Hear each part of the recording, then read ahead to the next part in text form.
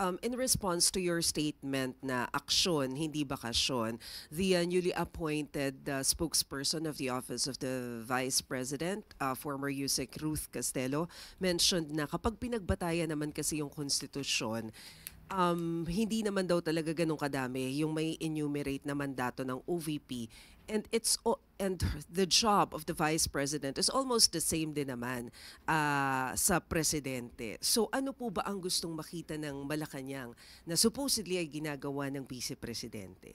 Hindi naman po siguro din kasama sa mandato ng presidente na laging personal trip or nagbabakasyon. Hindi po natin siya hinahanapan ng anumang trabaho. Wag na lang po niyang pintasan ang pamahalaan dahil ang Pangulo nagtatrabaho. Wag niya po sanang parang ipangalandakan sa buong mundo na ang Pangulo ay walang direksyon.